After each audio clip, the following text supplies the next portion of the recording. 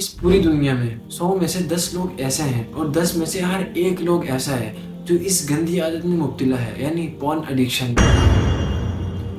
और ये चीज़ इतनी तेज़ी से इंटरनेट पर फैल रही है कि कुछ रिसर्च के मुताबिक पता चला है कि इंटरनेट का 30% जो हिस्सा है वो गंदी फहाशी, पॉर्न एडिक्शन जैसी चीज़ों को देखने में इस्तेमाल किया जा रहा है। और बहुत सारे लोग इसको छोड़ना भी चाहते हैं, लेकिन शैतान उन पर गालिब आ जाता है और वो फिर इस चीज़ को नहीं छोड़ पाते। लेकिन इस सब का सॉल्यूशन क्या है? इस चीज़ को छोड़ा कैसे जा सकता है?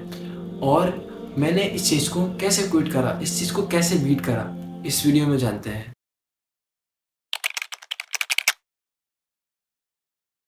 पहले तो हम बात करते हैं कि इस गंदी आदत के नुकसानात क्या हैं, यानी पॉर्न एडिक्शन के नुकसानात क्या हैं। और इसमें मैं 2 पॉइंट ऑफ व्यू रखूँगा, एक इस्लामिक पॉइंट ऑफ व्यू और एक साइंस पॉइंट ऑफ व्यू।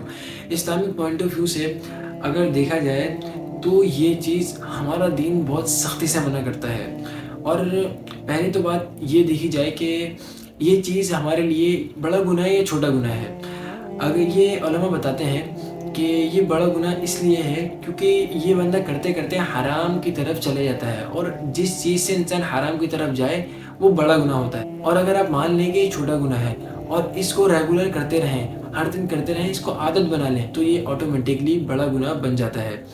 और इसके नुकसानात का मैं आपको बताऊं कि मेरा पर्सनल एक्सपीरियंस रह चुका है कि इसके नुकसानात आपको अभी जो है इसके बिल्कुल भी पता नहीं चलेंगे, लेकिन जब आप इस चीज़ को छोड़ देंगे, और इंशाल्लाह छोड़ देंगे, आप जिस चीज़ को छोड़ देंगे तो आपको पता चलेगा कि आप कितनी बड़ी गुमराही में थे जब मैंने ये चीज़ देखना स्टार्ट करी थी।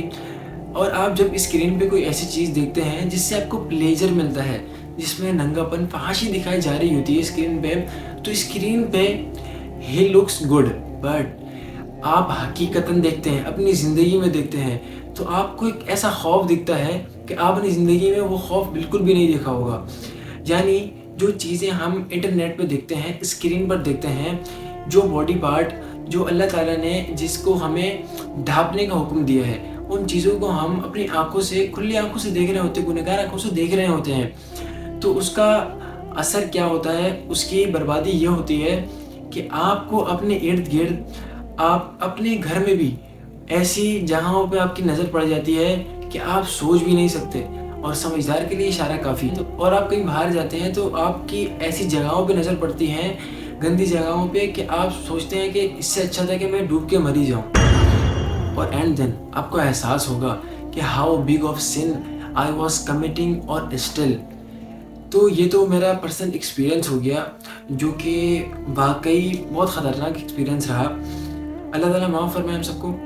और मेरा जो ये चीज़ शेयर करने का मकसद है, इंसान को अपने गुनाह जो है पब्लिकली नहीं करना चाहिए, लेकिन अगर इस चीज़ से आप लोगों को एक नसीहत मिल जाती है तो इसमें कोई बुराई नहीं है। बाय द वे, अब हम बात करते हैं कि साइंस इस हवाले से क्या कहती है। साइंस के मुताबिक इंसान को क्या क्या नुकसानात देखना पड़ते हैं। तो एक न्यूरो साइंटिस्ट गैरी विल्सन अपनी किताब में लिखते हैं कि योर ब्रेन इन पॉर्न, अपनी किताब में लिखते हैं कि इंसान जब पॉर्न एडिक्शन या मस्टरबेशन करता है और उसे आदत बना लेता है, तो उसका जो ब्रेन सिस्टम है वो ओवरलोड हो जाता है, जिससे उससे जो नॉर्मली चीज़ होती है ना, वो सब चीज़ें नॉर्मल नहीं लगती, वो हर चीज़ का प्लेजर नहीं उठा पाता। ये ऐसी मिसाल है कि आप अपना खाना खा रहे हैं और आपको उसका जायका नहीं आ रहा, ये ऐसी मिसाल है। इंसान चिड़चिड़ा हो जाता है, किसी चीज़ में उसका दिल नहीं लगता और वो किसी से बात नहीं करता, इस चीज़ का ये मतलब है। और अमेरिकन फिजियोलॉजिकल एसोसिएशन के मुताबिक ये चीज़ पॉर्न एडिक्शन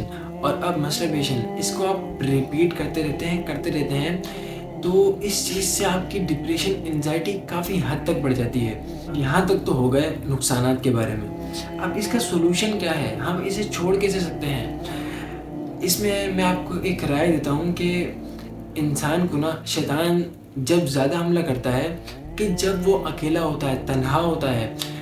और आप ज़्यादातर ऐसी चीज़ देखते होंगे कि आप मसरूफ़ नहीं है ना, आप मसरूफ़ नहीं हैं, आप मोबाइल चला रहे हैं, रील स्क्रॉल कर रहे हैं, गेम खेल रहे हैं, एंड देन आप गलत काम में भी पड़ जाते हैं। आप मसरूफ़ नहीं है, सही है, और जो खाली दिमाग है शैतान का घर है वो। और दूसरी बात, अपने आप को मसरूफ़ करें, किसी अच्छी आदत में लगाएं, और जहाँ आप बैठते हैं, जहाँ आपकी सिटिंग एरिया है, اس چیز کو پبلک کریں کہ وہاں آپ کے والدین کا آنا جانا ہو، اپنے گھر والوں کو ٹائم دیں اور اکیلے مت بیٹھیں اور مصروف رہیں۔ اور جو میرا پرسنل ایکسپیرینس ہے میں اس کے بارے میں آپ کو بتاتا ہوں، اور میں آپ کو ایک چیز کے بارے میں بتاتا ہوں جس سے پہلے میں یہ سمجھتا تھا کہ یار اس چیز کا تو دوسری چیز سے کمبائن نہیں ہے، تو یہ چیز اس سے کیسے روکے گی؟ پھر میرے سامنے ایک آیت آتی ہے کہ ان الصلاۃ تنہی عن الفحشاء والمنکر، کہ نماز روکتی ہے، بے شک نماز روکتی ہے برائی سے، فحاشی کے کاموں سے۔ اور وہ دن ہے اور آج کا دن ہے، میں نے اس کے بعد میں نے نماز اسٹارٹ کری۔ نماز اسٹارٹ کرنے کے بعد میں گناہ کرتا تھا لیکن میں نے نماز نہیں چھوڑی، اور آج اللہ کا شکر ہے کہ میں کوئی بھی ایسے حرام کام میں ملوث نہیں ہوں، اور اللہ کا شکر ہے میں نماز میں اسٹرگل کر رہا ہوں۔ اور ایک بندہ جب ایک بالکل ہی بکھرا ہوا ہوتا ہے، ایک بالکل جو ہے کفر کی حالت میں ہوتا ہے، تو صرف اسے نماز پڑھنے کا کہا جاتا ہے۔ وہ نماز پڑھتا ہے، آہستہ آہستہ سب چیزیں سیکھتا ہے اور سب چیزیں اس کی درست ہو جاتی ہیں۔ وہ نماز پڑھتا ہے، وہ دیکھتا ہے کہ یار میں یہ بھی غلط کام کر رہا ہوں، یہ بھی غلط کام کر رہا ہوں، تو نماز کی برکت سے اس چیز کو وہ چھوڑ دیتا ہے۔ تو ایک عادت ڈالنے اپنی کہ نماز نہیں چھوڑنی، کچھ بھی ہو جائے۔ اور سب سے امپورٹنٹ تھنگ کہ آپ نے نا امید نہ ہونا ہے۔ بہت سارے لوگ ایسی غلطی کرتے ہیں کہ وہ بس ایک دو بار معافی مانگ کے اللہ تعالیٰ سے نا امید ہو جاتے ہیں۔ یہ کہتے ہیں کہ ہم نے گناہ کرا، پھر معافی مانگی، پھر گناہ کرا، ایسے ہم گناہ کرتے ہیں، اللہ تعالیٰ معاف کرے گا نہیں کرے گا؟ دیکھیں، ہی از دا موسٹ مرسیفل۔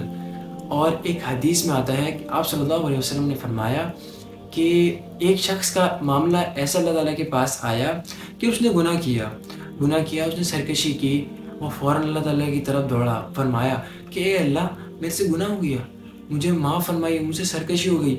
اللہ تعالیٰ فرماتے ہیں کہ دیکھو، یہ اس کو پتہ ہے کہ اس کا رب ہے اور اس کا رب معاف کرنے والا ہے، تو اللہ تعالیٰ اسے معاف فرما دیتے ہیں۔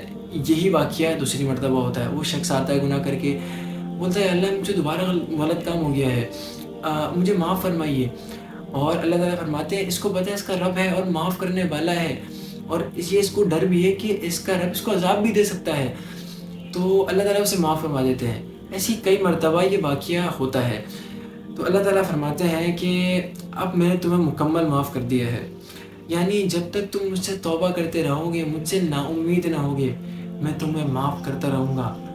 اللہ تعالیٰ تو بہانہ دیتا ہے انسان کو کہ اللہ تعالیٰ اسے معاف کر دے، لیکن انسان ہے جو اللہ تعالیٰ کی طرف نہیں لوٹتا، اور اس کو جب یاد آتا ہے کہ جب اس کے دروازے پر موت پہنچ جاتی ہے تو موت سے پہلے اپنا بندوبست کریں۔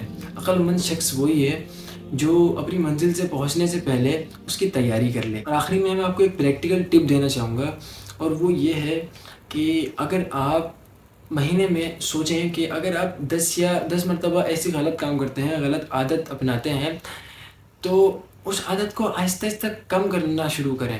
اگلے مہینے اس سے کم، پھر ختم کریں۔